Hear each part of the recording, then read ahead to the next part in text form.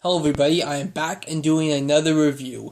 And today I'm going to be reviewing a Transformer I just got yesterday. The Transformers Generations Fall of Cybertron Voyager class Grimlock. Alright? And now as you can see I have the box here. The reason why I'm reviewing the box is because I haven't thrown it away yet, that's one. And second is because the box is just in such good condition. If I would have been a mint on box collector, this would be pretty good. But I'm not a mint on box collector. But even after I opened it, it's still in very good condition.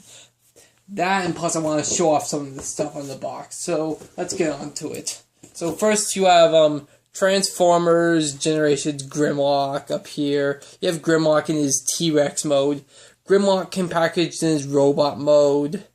And this is glowing eyes and mouth, Fall of Cybertron, ages 5 and up, no one cares. Here you have an Autobot logo, because he's an Autobot. You have Transformers, Fall of Cybertron, Grimlock, his robot mode, his T-Rex mode, Chomping Jaw, and here you have his tech specs. This is the part I wanted to show. He has a strength of 10, that's obvious. He has an intelligence of 7, I believe that's 7. Makes sense because he was shown to not have very good speaking skills in G1 and other franchises. He has a speed of 5, that's also obvious because he's so big and bulky. Endurance of 10, rank of 9, again obvious. Courage of 10, fire blast of 9, skill of 8. In other words, he's very powerful. Alright. And here you have other sets. These are actually those were cassettes for Soundwave. Yeah, Soundwave. I often get Soundwave and Shockwave mixed up. But anyway, here's the instructions. Ages 5 and up, no one cares. Transformers Generations, Fall of Cybertron, Grimlock. And yeah. And here are his weapons. You can see here he has, this is his shield. It's in a very nice trans red color. Looks very Cybertronian and has this gray part here, dark gray. Here's his sword. It actually looks kind of like the Star Saber from Transformers Prime. Again, it's trans red.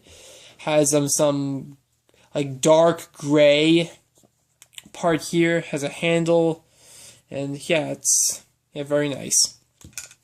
Now let's move on to Grimlock himself. Now, here he is in his T-Rex mode. And so let's go over some of the pros and cons. The first pro would obviously be the function. You see, you have a little switch here. And you just pull it back and hold it, and his jaw opens up and it lights up. And it runs on batteries, but you can obviously replace those. So yeah, that's a huge pro. The second pro would obviously be, he looks very like a real T-Rex. A lot of the other Grimlock figures don't really look that much like a real T-Rex. Because, I mean, like, if you take a look at the Transformers animated Grimlock, watch Optimus' review to see that. But the Transformers animated Grimlock doesn't really look much like a T-Rex at all. And plus, even though that it has been confirmed in Transformers 4 that there will be Dinobots and henceforth Grimlock, obviously.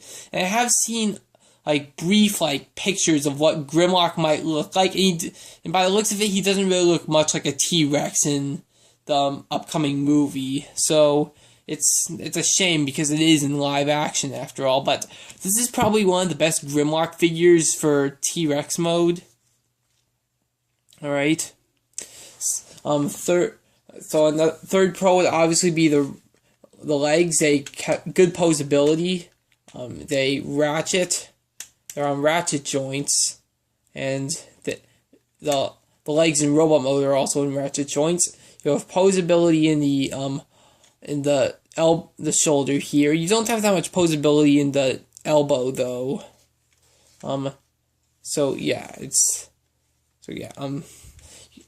And so let's go over some of the cons. The first con, this is the biggest con, is the fact that the pieces pop off very easily. Like, take a look at these toes here. These toes pop off extremely easily. And because of that, these these parts here, the side parts that connect to this part, are starting to frail out, making him hard to transform. And also his dino arms, see how easy they come off? Luckily you can easily put them back on, but his dino arms come off really easily. So yeah.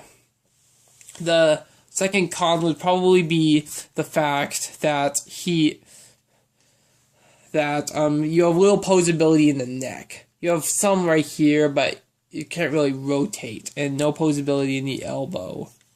The third con would probably be the huge tail. The tail helps him stand up, that's good, but it just looks really thick and huge. And obviously you can see how his tail's supposed to look here, but it's... But the good thing about the tail is, and this I guess could be another pro, is that it does help him stand up. He doesn't fall down that much in his T-Rex mode. Alright, so let's get on to the transformation. So to transform him, first what you want to do is, you can see where his tail is here. Get your fingernail in here or something. I have good fingernails for this. So just, and the tail splits open. This is gonna become his robot mode legs. Now this whole part here, take it and get it, and you get it and you rotate it back down, and you see there's, I don't know if you can see this, but there is in fact a thing in there, a clip that clips into the end of his dino tail, and it should clip into there like so. Alright, so it's in now, and you flip the foot out. You do the same for the other side. Alright.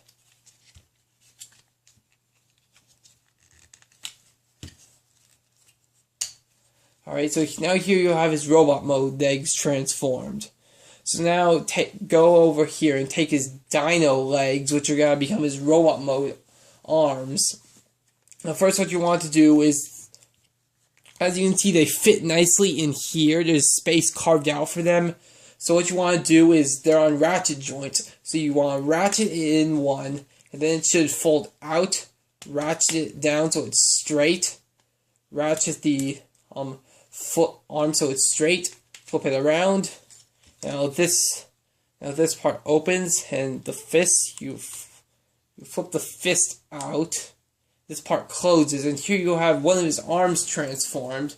So you just have to do it to the other arm. Again, you ratchet it inwards one, then it flips out, make it straight, flip it around, and flip it around, and now you make the arm straight. Now with the fist, flips out, and again, this is the arm where this toe has come off multiple times, and so therefore it's getting hard to transform the fist. So let me do it in front of me. Alright, so here you have his robot mode hands transformed. So now you take his dino head, and it untabs here. Alright, so it untabs there, and this whole part rotates down. The neck flips inward, then just sits there. Reposition the hands like that, the dino hands. And here you have him in his robot mode. Now, he looks very nice. He is, in fact, a Voyager figure, not a deluxe figure. So he is quite large. So he's larger than a deluxe figure. He's larger than I was expecting. So let's go over some of the pros and cons. The first pro, like I said, he's a large figure. He's not a deluxe figure. That's nice. Second pro would obviously be, again, you have the function. Remember the function with the switch here? It still works. You flip the switch here, and it lights up. So if you do it here, it lights up his chest. I don't know how good that's coming across on the camera, but you see there's some trans red there, and he has a trans red Dinobot logo on his chest. That lights up. And the next pro would be the light piping. You can see you have that. You see you have good light. light piping. It's kind of hard to see though because of his dino head on the back impacts it, but you can see it if you have him at the right angle. So yeah, like I said, there's also posability. You have some posability here, but his knees are on heavy ratchet joints, and so they bend like that. You have elbows are on ratchet joints. You have posability in the shoulders on lighter ratchet joints. The head's on a very stiff ball joint, but it can rotate. So you have good posability for a Transformer in his robot mode. And so, again, and he will have his weapons. He will have his sword here. And here you'll have his shield, which pegs into his forearm here. Alright, so, yeah. Now let's go over some of the cons. So the first con would probably be the fact that, like I said, his dino head hangs out on his back and doesn't really peg into anything, giving him a hunchback sort of look, and it impacts his light piping. So that's one con. The next con would be is that the knees are very, very stiff. It's hard to turn them because the ratchet joints are just so stiff. You don't have to force it, but they're just very stiff for a ratchet joint. The third con is that in his T-Rex mode, the tail kept him from falling over, but now I think it's because of his dino head in the back, he falls backwards easily. So yeah, I think that's just because he's back heavy a little bit because of his dino head. Yeah.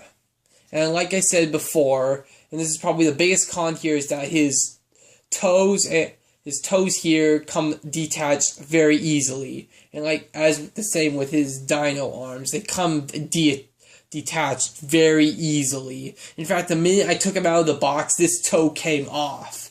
And it came off several other times too.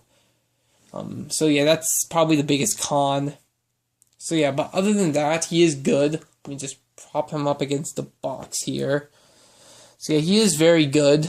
He's a very nice set. He's a very nice character. And I think he's the best Grimlock figure because he has a more accurate T-Rex mode. And so I'm going to rate him now. I rate him a 9 out of 10. He's definitely good. I really like his T-Rex mode. It's very, very realistic. Much more realistic than most of the other Grimlock figures. It's probably going to be even more realistic than that of the Transformers Age of Extinction Grimlock. Because like I said, it has been confirmed that they are making a fourth movie in Transformers. And they are going to have the Dinobots, which obviously includes Grimlock in it.